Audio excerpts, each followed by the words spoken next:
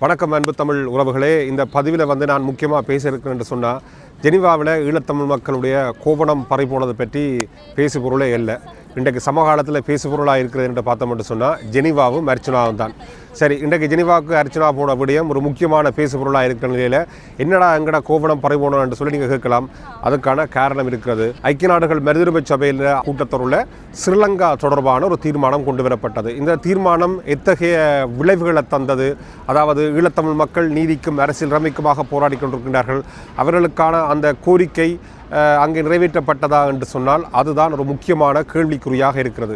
ஆனால் நாங்கள் சமகாலத்தில் பார்த்தோம் என்று சொன்னால், ஜெனீவாவில் இன்றைக்கு எங்கள் ஸ்ரீலங்கா தொடர்பாக நிறைவேற்றப்பட்ட தீர்மானம் எங்கேயாவது பொதுவெளியிலோ அல்லது சமூக வலைத்தளங்களிலோ பேசுபொருளாக இருக்கிறது என்று சொன்னால் நிச்சயமாக அது பேசுபொருளாக இல்லை.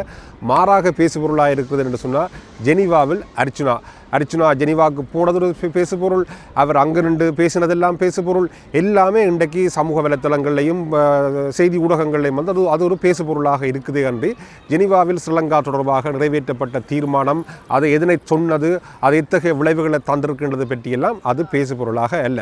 சரி, இந்த வேளையில் நான் ஒரு விடயத்தை பார்க்கலாம். இந்த அர்ச்சனா தொடர்பான ஒரு கேள்வி இங்கே இருக்கின்றது என்று சொன்னால், நாங்கள் இன்றைக்கு ஜெனீவாவுக்கு அர்ச்சனா போனோன்னா அது பேசுபொருளாக இருக்கின்ற பொழுது எனக்கு ஒரு பழைய ஞாபகம் வருகின்றது. எவ்வாறு என்று சொன்னால், ஸ்ரீலங்காவினுடைய அரசு தலைவர் தேர்தல் இடம்பெற்ற வேளையில் தமிழ் மக்கள் சார்பில் தமிழ் மக்களை பிரதிநிதித்துவப்படுத்தி சர்வதேசத்துக்கு ஒரு தேசமாக தமிழ் மக்கள் தங்களுடைய பிரதிநிதித்துவத்தை வெளிப்படுத்துவதற்கு ஒரு பொது வேட்பாளரை நிறுத்தியிருந்தார்கள். ஆனால் அந்த தருணத்தில் தான் அர்ச்சனா அலை அலைமோதி கொண்டிருந்தது.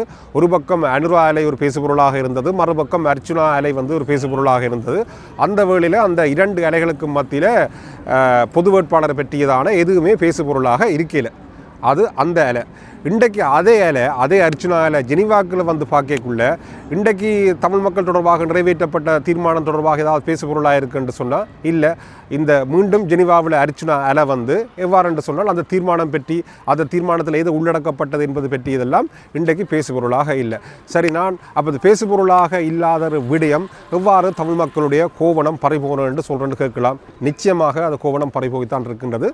ஐக்கிய நாடுகள் மனிதுரிமை சபையை பற்றி நாங்கள் சொல்ல வேண்டும் என்று சொன்னால் பொதுவாக சொல்வார்கள், ஐக்கிய நாடுகள் மனிதுரிமை சபை என்பது அரசுகளின் ஆடுகளம். நாங்கள் ஒரு அரசற்ற இனம். எங்களை அந்த அரசுகள் ஒரு பந்தாக எங்களை ஒரு கருவியாக தங்களுடைய நலன்கள் சார்ந்து கையாண்டு கொண்டார்களை ஒழிய, மாறாக அரசுகள் தங்களுடைய நலன் சார்ந்து தங்களுடைய நலனுக்காக ஐக்கிய நாடுகள் மனிதுரிமை சபையை கையாளுவது தான் இயல்பான விடயமாக இருக்கின்றது. சரி, மனிதுரிமை சபையில் நிறைவேற்றப்பட்ட தீர்மானம் எவ்வாறு இருந்தது என்று சொன்னால், நாங்கள் கடந்த காலங்களில் வந்த தீர்மானங்களை பார்க்கலாம். ஆரம்ப காலத்தில் 2015ஆம் ஆண்டு மஹிந்த ராஜபக்ச ஆட்சியில் இருந்த தருணம் மஹிந்த ராஜபக்சவுக்கு எதிராக ஒரு மேற்குலகத்தில் ஒரு முரண்பாடு வந்தது. அப்போ மஹிந்த ராஜபக்சவை ஆட்சி கதிரையிலிருந்து இறக்க வேண்டும் என்பதற்காக ஸ்ரீலங்கா தொடர்பாக ஐக்கிய நாடுகள் மனிதுரிமை சபையில் ஒரு கடுமையான தீர்மானம் கொண்டு வரப்பட்டது. அந்த தீர்மானத்தை அந்த தருணத்தில் நாங்கள் பார்த்த பொழுது அது தமிழ் மக்களுக்கு ஒரு சார்பான, தமிழ் மக்களுக்கான இழைக்கப்பட்ட அந்த மனிதுரிமை மீறல்கள், தமிழ் மக்களுக்கு இழைக்கப்பட்ட போர்க்குற்றங்கள், தமிழ் மக்களுக்கு இழைக்கப்பட்ட மானிடத்துக்கு எதிரான குற்றங்கள், இனப்படுகொலைக்கு தொடர்பான ஒரு முக்கியமான தீர்மானமாக அந்த நேரம் இருந்தது. சரி, அந்த தீர்மானம் வந்த தருணத்தில் பார்க்க போனால் அது 3 வருஷ காலத்துக்கு என்ன செய்யப்பட்டது என்று சொன்னால், எவிடன்ஸ் கொலைக்கம் பண்ணப்பட்டது, சாட்சியங்கள் திரட்டப்பட்டன. அப்போ அந்த சாட்சியங்கள் திரட்டப்பட்ட அந்த காலத்தில் எல்லா தளங்களிலிருந்தும் பல சாட்சியங்கள் நேரடி சாட்சியங்களாக ஆவணங்களாக அனுப்பப்பட்டு அந்த தருணத்தில் ஸ்ரீலங்கா தொடர்பாக அங்கே ஐக்கிய நாடுகள் மனிதுரிமை சபை ஆணையாளர் உட்பட ஐக்கிய நாடுகள் மனிதுரிமை சபையுடைய வள அறிஞர்கள் எல்லாருமா இணைந்து ஒரு பரிந்துரையை செய்தார்கள், ஸ்ரீலங்காவை சர்வதேச குற்றவியல் நீதிமன்றத்தில் பாரப்படுத்த வேண்டும் என்று சொல்லி. இப்போ அந்த தருணத்தில் நாங்கள் பார்த்தோம் என்று சொன்னால், எவிடன்ஸை கொலெக்ட் பண்ணி கொண்டிருக்கணும்.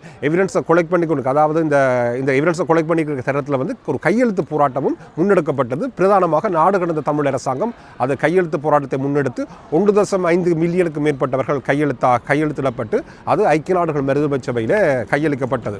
அப்போ நாங்கள் என்ன கேட்டோம், ஸ்ரீலங்காவுக்கான பொறுப்பு கூறல், நமக்கு இழைக்கப்பட்ட இனப்படுகொலைக்கான பரிகார நீதியை நாங்கள் வேண்டியிருக்கிறோம். அந்த பரிகார நீதிக்கான பொறுப்பு கூறல், அக்கௌண்டபிலிட்டி, இந்த இனப்படுகொலைக்கு பொறுப்பெடுக்க வேண்டியது யார்? ஸ்ரீலங்கா அரசு. அப்போ அந்த அரசு பொறுப்பெடுக்க வேண்டும் என்பதற்காக நாங்கள் ஸ்ரீலங்காவை சர்வதேச குற்றவியல் நீதிமன்றத்தில் பாரப்படுத்த வேண்டும் என்று சொல்லி ஒரு கையெழுத்து போராட்டத்தை செய்தோம். அது உள்வாங்கப்பட்டு அந்த பரிந்துரையிலே சொல்லப்பட்டது ஸ்ரீலங்காவை ரிஃபர் டு ICC என்று சொல்லப்பட்டது.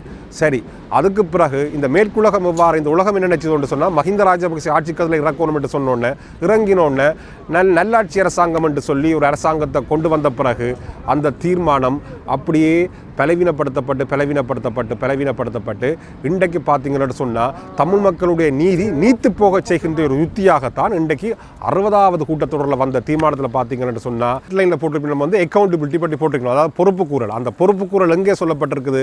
அதாவது தமிழ் மக்களுக்கு இழைக்கப்பட்ட அந்த அநீதிக்கான பொறுப்புக்கூறலாக ஸ்ரீலங்காவை பொறுப்பு கூறவில்லை. மாறாக அங்கே ஸ்ரீலங்காவில் இடம்பெற்ற கொரப்ஷன் ஊழல் தொடர்பாக அது தொடர்பாகத்தான் அந்த பொருளாதார நெருக்கடி வந்த விடயங்கள் தொடர்பாகத்தான் அங்கே பொறுப்பு கூறப்பட்டிருக்கின்ற வசனம் சொல்லப்பட்டிருக்கிறது ஒழிய தமிழ் மக்களுக்கு இழைக்கப்பட்ட அநீதிக்கான பொறுப்பு கூறல் வந்து அங்கே நீக்கம் செய்யப்பட்டிருக்கிறது. இது ஒரு முக்கியமான விடயமாக இருக்கிறது. ரெண்டாவது விடயம் பார்த்தீங்கன்னு சொன்னால் இதில் வந்து இந்த முறை வந்து திருப்பி தமிழ் மக்களுடைய நீதிக்கான போராட்டத்தை நீத்து போக செய்கின்ற வகையில் திருப்பி எவிடன்ஸ் கொலெக்ஷன் என்று சொல்லி திருப்பியும் எவிடன்ஸ் கொலெக்ஷனை கொண்டு வந்து வச்சிருக்கிறோம். அது எவிடன்ஸ் கொலெக்ஷனில் இந்த முறை எதை இணைச்சிருக்கிறோம் பார்த்தீங்கன்னு சொன்னால் இழைக்கப்பட்ட அந்த மனித உரிமை மீறல்களில் வந்து விடுதலை புலிகள் செய்த மனித உரிமை மீறல்கள் தொடர்பான சாட்சியங்களையும் திரட்டட்டாம் என்று சொல்லி அதில் உள்ளடக்கியிருக்கிறோம். அப்போ இன்றைக்கு ஒட்டுமொத்தமாக இந்த தீர்மானத்தில் நாங்கள் ஸ்ரீலங்காவை சர்வதேச குற்றவியல் நீதிமன்றத்தில் பாரப்படுத்துவோம் என்று சொல்லி இன்டர்நேஷனல் கிரிமினல் கோர்ட்டுக்கு ரெஃபர் பண்ணி கொண்டு இருக்கிறோம். அதில் நீக்கம் செய்யப்பட்டிருக்குது. அக்கௌண்டபிலிட்டி பொறுப்புக்கூறல் நீக்கம் செய்யப்பட்டிருக்குது. மாறாக இந்த அரசுகள் தங்களுடைய நலன் சார்ந்து இந்த தீர்மானத்தை வந்து ஒரு தமிழ் மக்களுடைய நீதிக்கான போராட்டத்தை நீத்து போக செய்கின்ற வகையில் ஒரு பலவீனமான தீர்மானத்தை இங்கே கொண்டு வந்திருக்கின்றார்கள். இதில் முக்கியமாக பார்க்கலாம், நாங்கள் சமகாலத்தில் வந்து செம்மணி தொடர்பான விடயங்கள் பேசு பொருளாக இருக்கின்றன. ஆனால் எமது தமிழர் தாயகத்திலே செம்மணி மட்டுமல்ல, செம்மணி போல் பல செம்மணிகள் தமிழர் தாயகத்தில் இழைக்கப்பட்ட மிகப்பெரிய இனப்படுகொலையாக இருக்கின்றன. ஆனால் செம்மணி பற்றி நாங்கள் தொடர்ச்சியாக பேசு பொருளாக இருந்த காலத்தில் பார்த்தீங்கன்னு சொன்னால் இன்றைக்கு செம்மணி தொடர்பாக இந்த அனுரா அரசாங்கம் என்ன செய்ததுன்னு சொன்னால் அதுக்கான ஸ்பேஸை விட்டது. பேசு பொருளாக விட்ட தருணத்தில் வந்து செம்மணி மட்டுமல்ல, அதுக்கான பொறுப்புக்குரல் பற்றி நாங்கள் பேசியிருந்த தருணத்தில் வந்து விடுதலை புலிகள் செய்த தொடர்பான படுகொலைகளும் இருக்கின்றன, அதுக்கும் சாட்சியங்கள் திரட்டப்பட வேண்டும் சொல்லியெல்லாம் பேசு பொருளாக கொண்டு வந்தார்கள். அவற்றையெல்லாம் பேச வைத்து இன்றைக்கு ஐக்கிய நாடுகள் மனித உரிமை சபை கொண்டு வந்த தீர்மானத்தில் அந்த சாட்சியங்களில் விடுதலை புலிகள் செய்த அநீதிக்கான சாட்சியங்களை திரட்டுகின்ற வகையில் அந்த தீர்மானத்தை கொண்டு வந்திருக்கின்றார்கள். ஆகையால் இந்த தீர்மானம் வந்து தமிழ் மக்களுடைய நீதிக்கான போராட்டத்தை நீத்தி போக செய்தது மட்டுமல்ல, இதுவரை காலமும் நாங்கள் கடந்த 10 ஆண்டுகளுக்கு மேலாக எமக்கான அரசியல் நிலைமைக்காகவும் நீதிக்காகவும் போராடி கொண்டிருக்கின்ற தருணத்தில் இந்த தீர்மானம் மிக பலவீனமான ஒரு தமிழ் மக்களை கோபம் கொள்ள வைக்கின்ற ஒரு தீர்மானமாக எஞ்சியிருந்த அந்த கோவணத்தையும் எடுத்துவிட்ட ஒரு தீர்மானமாக இருக்கின்றது. இன்றைக்கு தமிழ் மக்கள் நீதிக்கும் அரசியல் நிலைமைக்குமாக அம்மனமாக இன்றைக்கு சர்வதேச வெளியில் நிற்கின்றார்கள். நாங்கள் இந்த சர்வதேசம் அரசுகள் தங்களுடைய நலன் சார்ந்துதான் இயங்குகின்ற அரசுகளின் ஆடுகளமாக இந்த ஜெனீவா இருக்கின்றது என்பதுதான் இன்றைய ஜெனீவாவினுடைய தீர்மானமாக இருக்கின்றது. அந்த வகையில் இன்றைக்கு ஜெனீவாவினுடைய இந்த தீர்மானத்தினுடைய பலவீனம் பற்றியோ அதனுடைய பீவானுடைய உள்ளடக்கம் பற்றியோ பேசுபொருள் அல்ல, மாறாக நாங்கள் பேசுபொருளாக என்ன இருக்குன்னு சொன்னால் ஜெனீவாவும் அர்ச்சனாவும் தான் இன்றைக்கு சமகாலத்தில் பேசுபொருளாக இருப்பது தான் மிக கவலையான ஒன்று.